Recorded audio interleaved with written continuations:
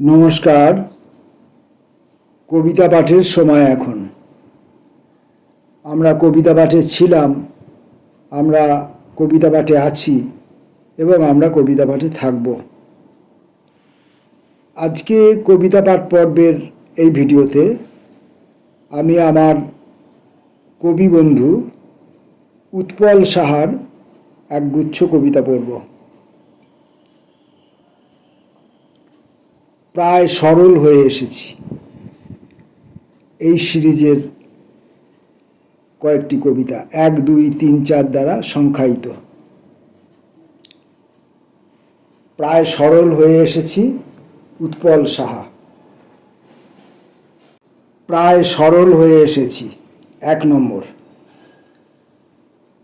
প্রায় সরল হয়ে এসেছি। সরল মানে জটিলের স্তূপ থেকে দুমুখ খোলা ভালোবাসার মরা মরা ঝিনুক আকাশের দিকে চেয়ে আছে। বয়সের 3 কাঠিতে রোদ জল লেগে লেগে প্র্যাকটিক্যালি আসক্তিবিহীন এক আমচূর্ণ আমি। অনেকটাই দিব্য ধরনের সরল।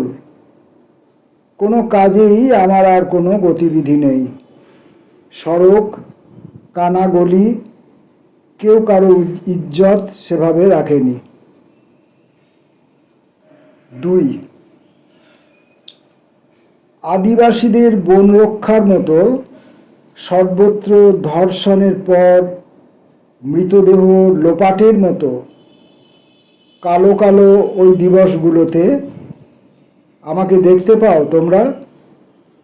আমি তো ওই বয়ম ভরা টক ঝাল মিষ্টি চাটনি ভাতে রুটিতে অল্প হলেও তুষ্টি। 3, গুল্ম আগাছা যেমন জন্মায়, যেমন কেউ রোপণ না করলেও উপড়ে ফেলে গেরস্থ, সেই মতো নষ্ট হওয়া দেখতে দেখতে এতদিনে সরল হয়েছি। অনেক জট খুলতে শিখেছি। বলা প্রয়োজন বলেই বলি প্রায় সরল হয়ে এসেছি। একান্ত অর্থ জটিলের জীবাণু একেবারেই কোথাও নেই এমন নয়। মানুষ নিঃশ্বাস নেয় আর মুহূর্তের প্রতিবন্ধকতা টপকায়, অন্তত চেষ্টা করে। কবিতার ক্ষেত্রেও তাই। জন্মিলে মরিতে হবে। নানা পীড়িতির অসহায়তার নানা নিরঞ্জন। 4 নম্বর। সহাবস্থান সম্ভবত মূর্খদের ক্ষুদে দলিল। নিরীহের উপর খুদে খুদে মানুষের মাস্তানি। তার ফল হলো কৌশিকের ওই কোজাগরী নাটক। বাংলার কবি সাহিত্যিকরা একেবারে চুপ থেকে করজোড়ে নরকেই যেন মহিমান্বিত করছেন। দুরূহ কবিতা নিয়ে যেসব অতি দুরূহ আলোচনা ইদানিং দেখি, তার চেয়ে কবিতাটি বোঝা তুলনায় সহজ।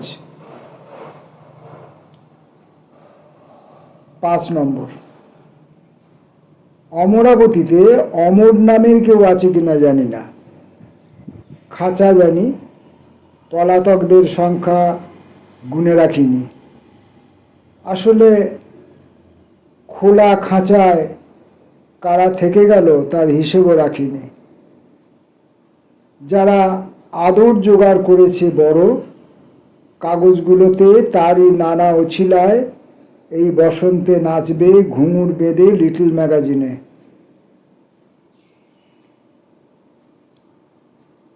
প্রায় সরল হয়ে এসেছি। এই সিরিজে কবি বন্ধু উৎপল সাহার 5টি কবিতা পড়েছি।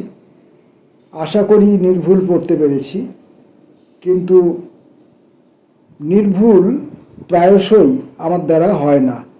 সুন্দর কাজ প্রায়শই আমার মধ্যে হয় না।